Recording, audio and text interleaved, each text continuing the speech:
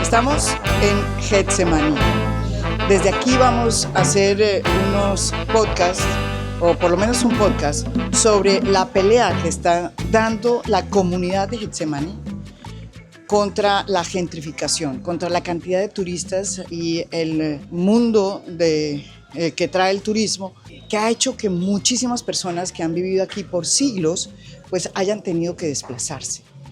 Y la verdad es que la lucha viene desde hace mucho tiempo, desde la época de los lanceros, cuando se decretó aquí una independencia por parte de los lanceros, que fueron después muy importantes en la campaña libertadora de Bolívar. La sublevación costó sangre porque los lanceros fueron golpeados y asesinados por el pacificador Murillo. Desde ahí viene una resistencia, unas ganas de siempre quedarse aquí a pesar de todo lo que ha pasado en los últimos años. Les quitaron primero el puerto que todos conocimos era de Getsemaní. Hoy ese puerto se conoce como la Bahía de los Pegasos, pero era en realidad la Bahía de las Ánimas. Y ahí estaba el puerto y el mercado de Getsemaní. Hoy se construyó hace rato el centro de convenciones que todos conocemos.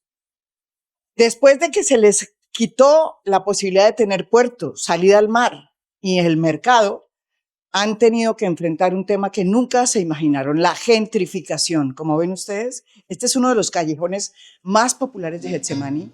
Está hoy a las 11 de la mañana, empieza a estar, lleno de turistas extranjeros que van entrando aquí.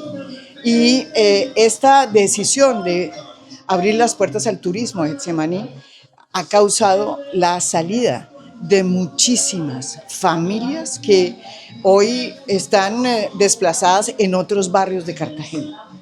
Hace unos 10 años, en el último censo, había aquí cerca de 2.000 familias. Hoy hay 500 y muchas de ellas con peligro de tener que salir de sus moradas, de sus barrios, de su vida. Pues después de todas estas peleas han logrado esta comunidad una cosa increíble, que es el Plan PES, que por primera vez plantea la preservación de la vida de barrio como un baluarte realmente patrimonial. Y eso es lo que han logrado hasta ahora estos luchadores por su identidad.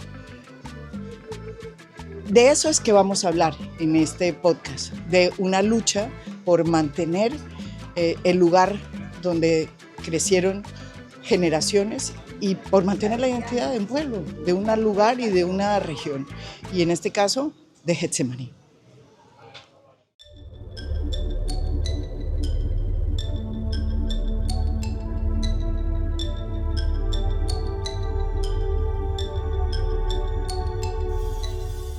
Bueno, mi nombre es Florencio Enrique Ferrer Montero, getsemanicense nativo, con más de medio siglo de existencia, líder comunitario de Getsemaní y proyectándome a la ciudad.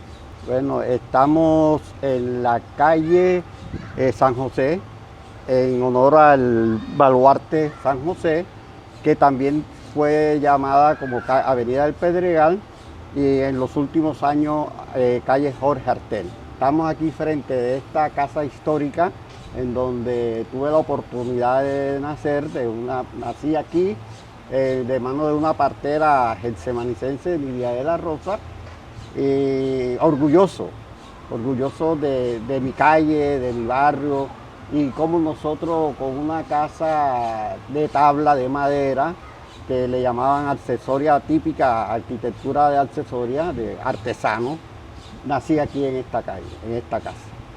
Nosotros somos un barrio que históricamente hemos estado en resistencia, así cuando participamos de esa gesta libertaria, haciendo parte de ese ejército de lanceros y pedimos la libertad absoluta de Colombia. ¿Eso cómo fue? ¿Por qué no cuenta? ¿Eso fue con los lanceros? Eso fue un 11 de noviembre de 1811, cuando Pedro Romero a través de varias oportunidades habló de libertad, pero ese 11 sí fue decisivo, en donde nos organizamos como lanceros para en esa línea estratégica de tomarnos el Cabildo de Cartagena para dar la libertad absoluta de los cartageneros y de los colombianos, del yugo español.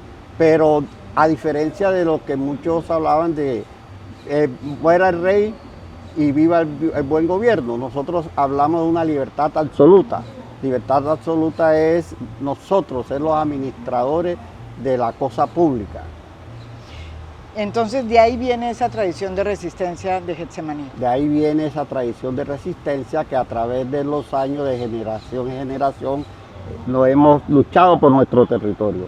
Esa es la resistencia de la modernidad, permanecer, luchar y hacer propuestas a nivel nacional para que ese fenómeno de la gentrificación y de la turificación no nos atropelle y nos desplaza como se viene haciendo desde el 2005. ¿Qué pasó en el 2005? En el 2005 se acelera ese proceso de gentrificación y a través de ese turismo masivo, de esa burbuja inmobiliaria y de la falta de una política pública para mantener a unos nativos en su territorio. Entonces, del 2005 nosotros estamos aproximadamente, éramos 5.000 habitantes, y ahora en el 2025, después de 2 décadas, solamente aproximadamente somos 500. Quiere decir que apenas somos el 10%, pero yo digo, nosotros nos multiplicamos por más de los 5.000. Somos 50, pero somos más de 5.000 y por eso estamos haciendo propuestas de política pública innovadora a nivel de Latinoamérica, como ese Plan Especial de Salvaguarda de Vida de Barrio. Nosotros nos formamos y tuvimos la oportunidad de entender cuál es ese fenómeno que nos estaba agobiando, que es el fenómeno de la gentrificación. Y desde ahí comenzamos a plantear de una política pública a nivel nacional, que era un plan especial de salvaguarda de vida de barrio. ¿Y qué significa eso? No es más que es para mantenernos en nuestro territorio con ese estilo de vida único que nos diferencia de los demás, como una casa grande de puertas abiertas, con una solidaridad, con una humildad, con una colaboración que nos identifica. Eso es lo que nos hace diferente y por eso nosotros pedimos ese plan de salvaguarda. ¿Cómo mantener a la gente en su territorio para la defensa de su patrimonio?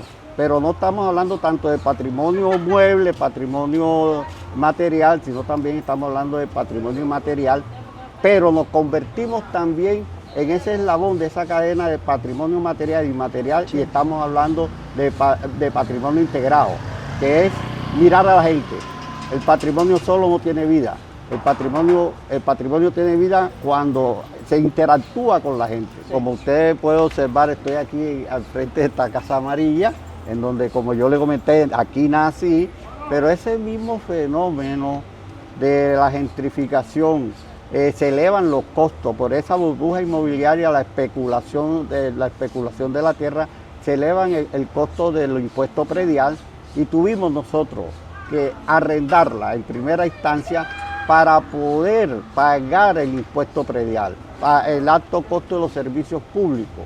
Entonces nosotros planteamos que esa es una de las medidas de salvaguardia. Si nosotros no tenemos una garantía mínima para mantenernos en el territorio, que venga una política pública distrital, como es la exoneración del impuesto predial, y un buen tratamiento en el tema del costo de los servicios públicos, que se equipare a un estrato patrimonial, tenemos que, para poder mantener la propiedad, tenemos que acceder a arrendarla y algunos a venderla. ¿Y usted, por ejemplo, dónde vive ahora? Si usted tiene arrendada la casa. Bueno, yo tengo unos familiares que viven en la calle San Antonio, en el barrio de Getsemaní. Duro 3 días allá, 4 días allá y después me voy para una hija que vive cerca del barrio de Toriz. O sea, ¿a usted le tocó salirse de su casa?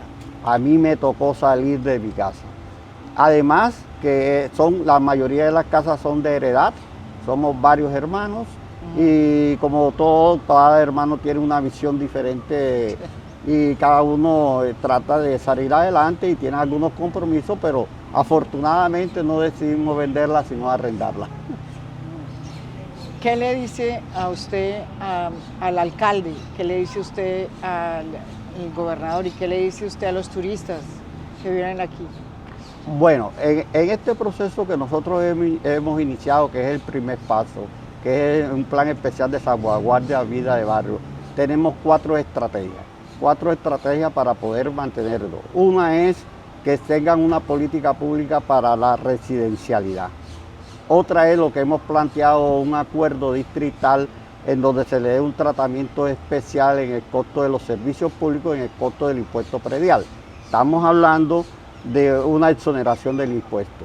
Pero también, como yo le comenté, pasamos de 5.000 habitantes, ahora en el 25 a 500 habitantes. También hay una diáspora que está integrada, como usted pudo observar en este campeonato de bola de trapo. Hay mucha gente getsemanicense que no vive en Getsemaní, pero con ese sentido de apropiación nosotros nos hemos articulado con lo privado, porque es un asunto de todos. Nos hemos articulado con el sector privado y tenemos un proyecto de resistencia. ¿Qué es la resistencia? La resistencia es para que venga la residencialidad. Es un conjunto de edificios. ¿Qué significa? Que ustedes puedan vivir acá. Que los que han salido tengan la oportunidad de regresar, y los que tenemos, como la situación por la cual estoy yo pasando, mantenernos en el barrio. Se potencializa lo que estamos acá, y la diáspora, que es de suma importancia, estamos hablando más de 4.500 residentes, puedan regresar para que eso se armonice, se le dé vida al barrio de otra forma. El descenso poblacional en Getsemaní se siente por todas partes. Según el censo del DANE del 2005, en Getsemaní había 5.306 personas. En el censo del DANE que se hizo en el 2018, había 1.185. Y en el censo que hizo la Universidad de Cartagena en el 2025, solo encontró 448 personas. El descenso de la población es tan acelerado en Getsemaní que solo durante el mes transcurrido entre el 8 de julio y el 8 de agosto del 2025 han tenido que abandonar el barrio varias familias, con lo cual ya no viven en Getsemaní 448 personas, sino 435.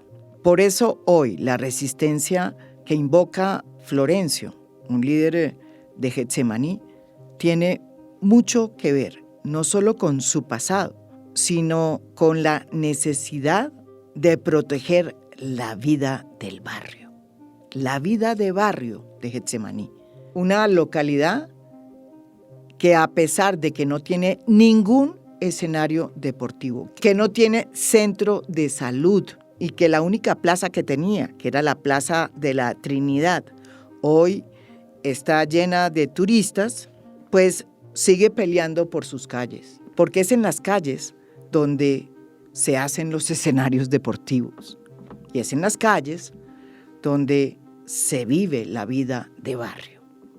Bueno, esos espacios que por ese desarrollo desordenado, sin política pública del turismo, lo que le llaman turificación, se han perdido. Y ahí en la Plaza de la Trinidad, que además se llama la Plaza de la Libertad, o se llamó en su tiempo la Plaza de la Libertad, fue donde se congregaron los lanceros con Pedro Romero para salir. Ahí se desarrollaba este campeonato de bola trapo. El campeonato de bola de trapo inició en la Plaza de la Trinidad, en donde es el escenario de todas las actividades culturales, deportivas de Getsemaní, por falta de ese equipamiento arquitectónico, ese equipamiento de barrio, que no lo tenemos, como usted puede observar. Nosotros lo hacemos, nosotros lo construimos, nosotros lo formamos, y esa es la vida de barrio. Nosotros como getsemanicenses con ese estilo de vida, nosotros construimos lo que no existe, lo hacemos.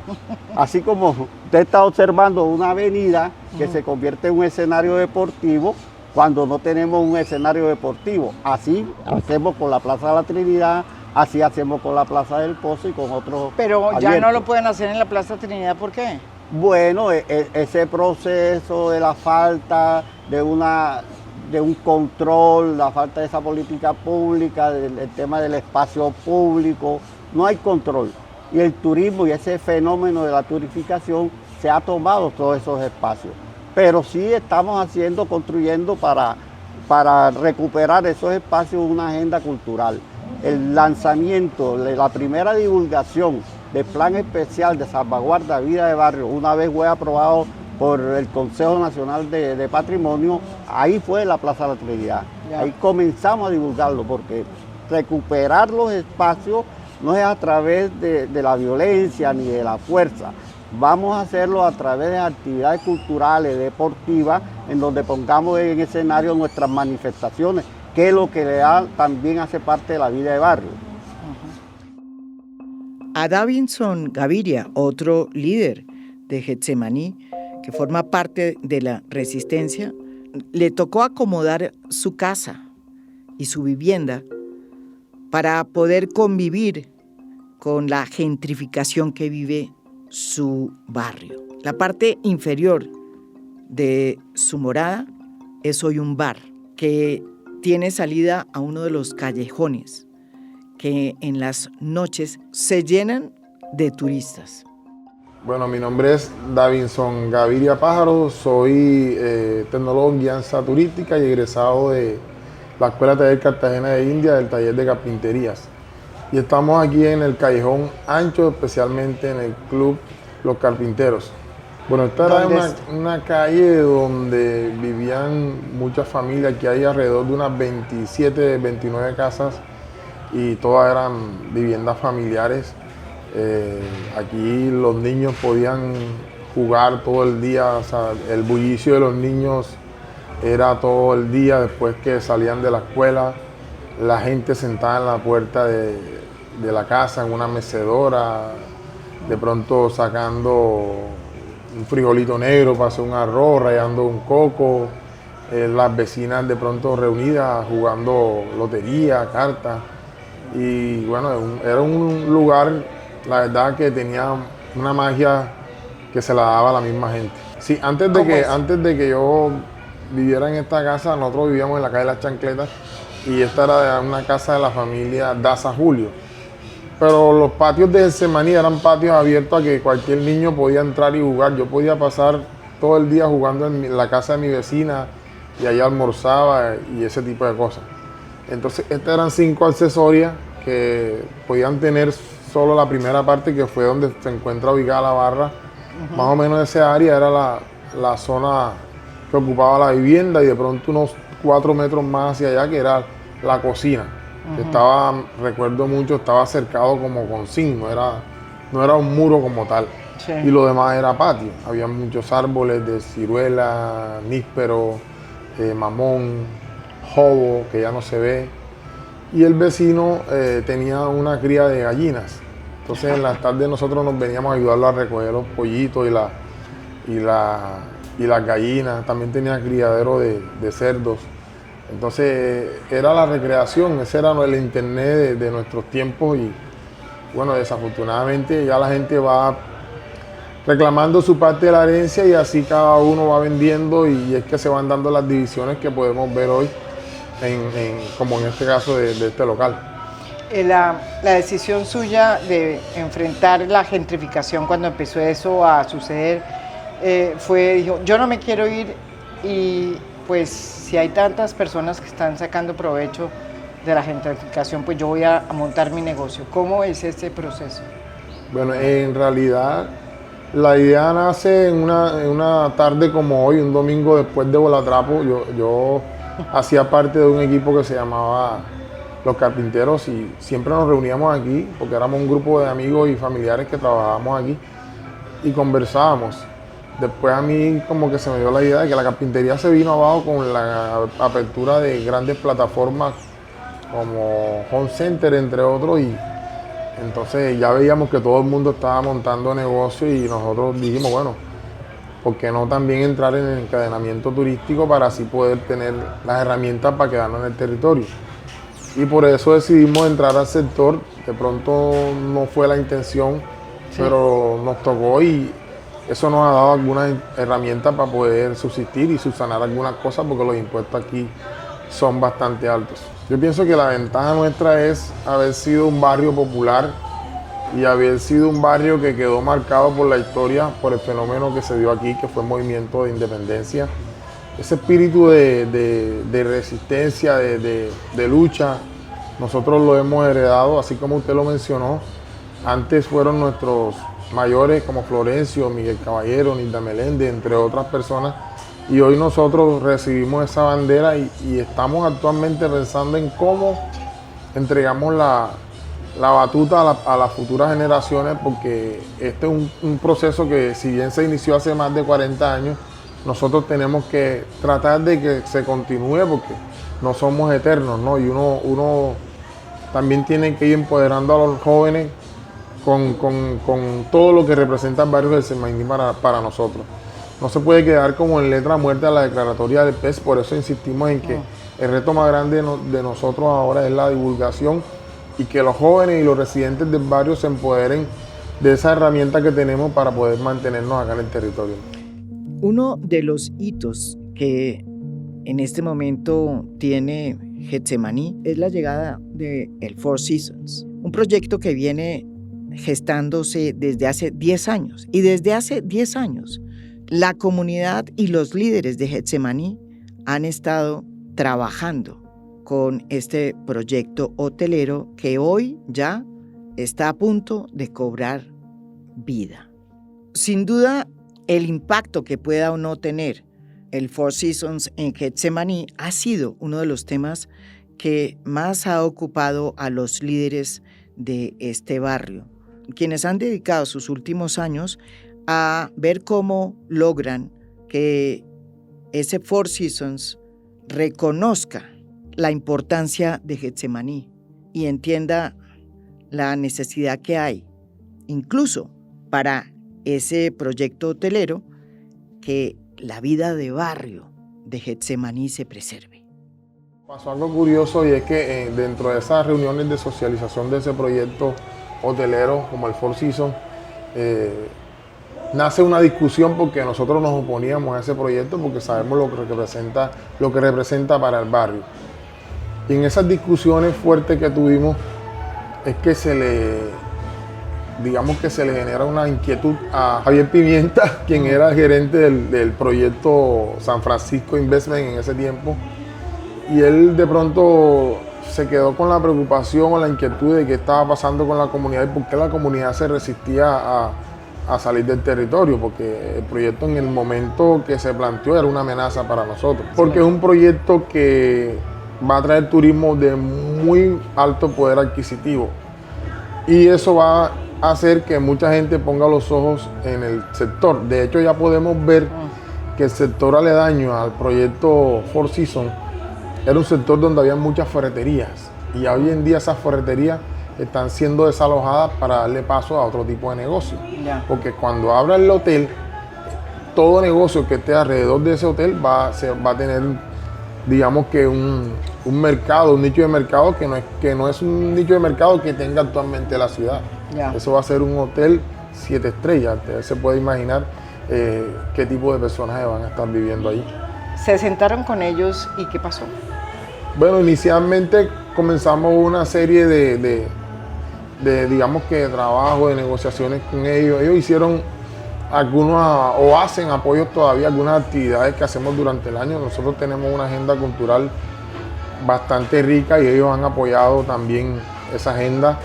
Hicieron mucha difusión de la cultura del barrio mediante una revista que sacaban mensualmente y también impulsaron algunos negocios o lugares como para que la gente los visitara. Y bueno, eso sirvió de mucho, pero aún así el riesgo está, ¿no? Pero lo que yo resalto de toda esta lucha y del proyecto es que conocimos a Javier Pimienta y que Javier Pimienta puso los ojos en Getsemaní y arriesgó todo por plantear otro proyecto diferente que no buscara traer más turismo, sino traer más getsemanicenses que hacen parte de la diáspora, que se han tenido que ir por no tener un lugar donde vivir. Y hoy estamos hablando de un proyecto de la Resistencia que inició o era un sueño de nosotros y ya hoy se está materializando. De hecho, un compañero, Camilo Polo, su proyecto de tesis fue un proyecto de repoblamiento. Digamos que arquitectónicamente muy diferente a lo que hoy se está diseñando, pero que la idea es la misma, ¿no? Entonces, a través de Javier, yo lo llamo el loco a Javier porque nadie arriesga todo lo que él está arriesgando por ayudar a unas personas que para él seríamos unos extraños, no, pero fue tanta la magia o es tanta la magia que tiene el barrio del Getsemaní que logró llamar la atención de él y él ha tocado puertas y ha conseguido algunos socios inversionistas y bueno, todo lo que esto requiere para que hoy estemos aspirando a un proyecto que pueda atraer a más de 200 familias al barrio. Wow. Davidson Gaviria es la generación que recoge la antorcha de líderes como Florencio, cuyo tatarabuelo fue un negro liberto, un esclavo africano que llegó a Cartagena, a Getsemaní, y que fue liberado. Y a Davidson le ha tocado toda esta socialización del proyecto de el Four Seasons en Getsemaní.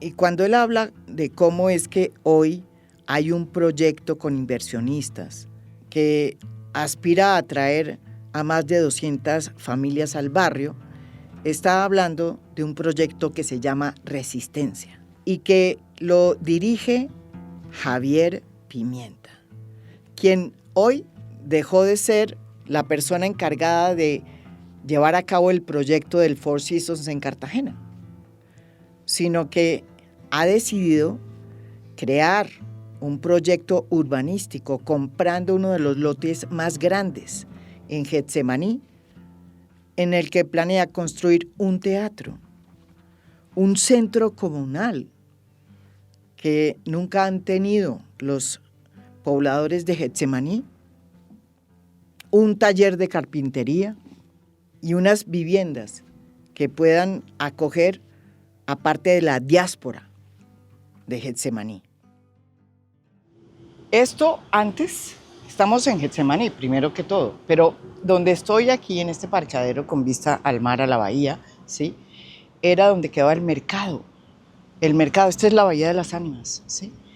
Hoy queda un parqueadero, como pueden ver ustedes, si se extienden, y aquí al fondo hay una especie de lugar muy lindo donde unos camiones de comida que no tienen nada que ver con Getsemaní ni con las cocineras de Getsemaní que venden comida. Ahí, en donde antes estaba el corazón de Getsemaní, el mercado y su puerto, su acceso al mar.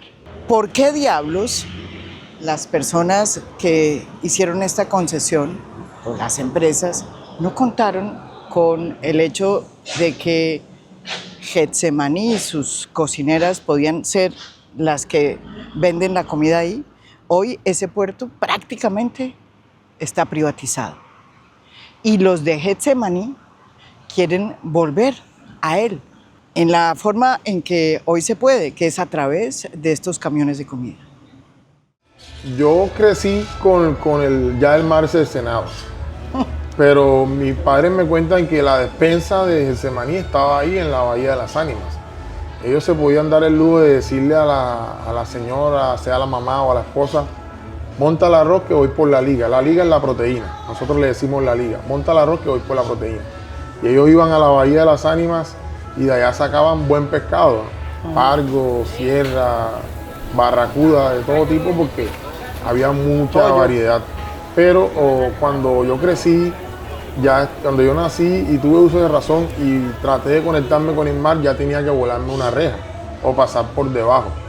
Tengo una anécdota muy chistosa que como yo siempre fui un poco temeroso para las alturas y bueno, esa reja puede estar midiendo 1,70 m. A mí no me gustaba pasar por arriba, sino como era delgadito pasaba por debajo de la reja. y el vigilante tenía un perro, o los vigilantes tenían un perro, que nos soltaba cuando nos querían sacar. Y yo tenía tanta destreza que me pasaba como un gusanito por debajo de la reja, pero en esa ocasión el perro me alcanzó a agarrar por el pelo. Ay, Entonces, aún así, nosotros nunca dejamos de ir. Nos regañaban, nos pegaban a veces por evitar que fuéramos hasta allá, pero nosotros nunca dejamos de ir. Sí. Los papás nos chupaban la piel para ver si sabíamos a sal o a salitre. Entonces nosotros nos buscábamos otra estrategia.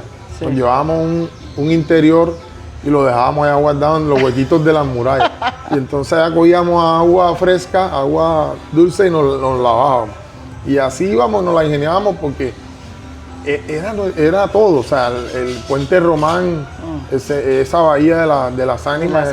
Inclusive íbamos hasta, le decíamos, a la playita en Manga porque allá se veía un agua un poquito más cristalina y entonces también nos íbamos hasta allá al fuerte del Pastelillo también. Toda esa bahía de las ánimas constituyó algo muy importante para nosotros acá en Getsemaní y bueno, y ni hablar del puerto, pero en puerto entró todo. Mucha gente también llegó aquí y nos enseñó de qué se trataba todo esto, de que esto no fue una casualidad, de que la gentrificación, si bien es un fenómeno que tienta a la gente con grandes sumas de dinero para que vendan sus casas, nos hemos ido dando cuenta a través del tiempo que todo esto fue un plan de los gobiernos locales y nacionales para sacarnos del territorio y por eso hoy ya cualquiera no nos llega con espejitos como en la época de la colonia a engañarnos. ¿Y cómo fue ese plan? Bueno, el plan de desarrollo del 65 y 78, esos dos planes, contemplaban una renovación urbana. ¿Y qué pretendía esa renovación urbana? Renovar la ciudad, pero para el turismo. Y hablaban así despectivamente de que la idea era atraer nuevas gentes. Yo de niño no me daba cuenta, pero cuando yo iba a mi escuela, en el centro yo veía un mar de jóvenes saliendo y entrando de la escuela. Y después eso se perdió. Y ahora entiendo que ese plan daba estímulos a la escuela para que se fueran a otro lugar. Es decir, si una escuela debía X cantidad de dinero en predial, los gobiernos de esa época lo incentivaban o le exoneraban de esos pagos, pero simplemente para que se fueran a otro lugar. De hecho, han habido intentos inclusive de mover la sede de gobierno de la alcaldía y de la gobernación para dar paso a otro tipo de negocios, sino que afortunadamente por los temas que representan este tipo de edificaciones se les ha impedido, pero sí ha sido totalmente planificado y hoy en día con más conocimiento podemos decir de que no fue casualidad y que la gentrificación no llegó sola. Y había también una campaña para decir que en Getsemaní en esa época, había inseguridad y entonces eso influía para que se bajara el precio de las propiedades y llegara gente y las comprara más baratas. ¿Ustedes sintieron eso o no? Pues sí lo sentimos, pero como te contaba, no lo sabíamos, ¿no? Y ahora investigando un poco, vemos que cuando se cerró la zona de tolerancia, que estaba ubicada a unos 30 minutos de aquí, en la zona de tolerancia de Tesca, toda la prostitución, toda la venta de drogas se nos desplazó hacia Getsemaní. Pero eso fue, como te digo, premeditado para dejar que el barrio cayera en un estado, digamos que, de lumpenización y así poder especular a través del suelo, a través de la venta de las casas. Mi papá me contaba, no, tu abuelo no tuvo esa casa porque no quiso, porque fulanita le decía, te la vendo por 2 millones y me la pagas como sea, pero era porque la gente se quería ir por lo que representaba el barrio en ese tiempo. Mucha gente no quería que sus hijos se criaran aquí. Yeah. Pero todo eso fue planeado. Tan es así que hoy tenemos un lote vecino al lote donde se va a construir la Resistencia, que está desocupado hace más de 40 años. Y vemos así la casa donde yo viví hasta los 15 años, desde que la compraron, no han construido nada. Solamente están esperando que el precio suba, y eso estamos hablando más de 30 años. Entonces, los que tenían la información, los pocos que la tenían, sí compraron grandes extensiones de tierra para poder más adelante usufructuarla, ¿no? Usted tiene 2 hijos, ¿no? Sí. ¿Y quiere que estudien acá, que vivan en Getsemaní. Sí, y creo que no me va a tocar hacer ningún esfuerzo para que lo haga. ¿Por qué? Porque ellos solo lo piden. Así. Yo me fui 6 meses de aquí del barrio y mi hijo mayor nunca aceptó, o sea, ese nuevo territorio, nunca se adaptó. Y creo que gracias a ellos estoy aquí, porque si por mí fuera, por todo lo anterior que te dije, no estuviera, que no tenía las condiciones y tenía que salir. Esa dificultad que tenía con mi hijo y que él decía que él quería venir para donde su abuelita, que él quería venir para donde su familia, me motivó a mí a buscar la forma de solucionar el problema y quedarme aquí. ¿Qué es lo que definiría usted, según digamos su vivencia, la relación que tienen los pobladores de Getsemaní con este lugar, con el barrio? ¿Qué es lo que además de esa tradición histórica de resistencia? La magia, Getsemaní tiene algo que cuando tú llegas lo sientes. Y hoy en día se siente, pero un poco más difícil. Pero si nos devolvemos 20, 30 años atrás, la magia era mucho más fuerte porque tú la podías percibir en cualquier calle. Esto que nosotros hacemos, que tú acabas de ver en la avenida del Pedregal, eso no lo vas a ver en ninguna parte del mundo. Nadie encierra una calle para jugar softball o béisbol al lado de un bien de interés cultural nacional, un BIC. O sea, nosotros tuvimos ese privilegio y cada día el que llega aquí se amaña y el que llega aquí se encanta, y nosotros hemos conquistado corazones de rolos, de caleños, de extranjeros que se han quedado aquí. Tenemos vecinos italianos, gente de Bogotá, de Medellín, que también vienen pero a vivir, no solamente a montar negocios, ¿no? Porque la idea no es que la gente no venga. Getsemaní siempre recibió migraciones de todo el mundo y eso es lo que lo hace rico, ¿no? Que nosotros lo recibíamos, pero ellos se adaptaban a nuestras costumbres y tradiciones, y nosotros adoptábamos muchas de sus costumbres y tradiciones, inclusive hasta gastronomía, ¿no? Es lo que hace a la costa Caribe y a Cartagena muy rica, y es precisamente eso, esa mezcla de tantas culturas, que es lo que se representa muchas veces en la mesa. Esperen la segunda parte de esta serie que hemos titulado Getsemaní, la casa grande de puertas abiertas que se resiste a desaparecer.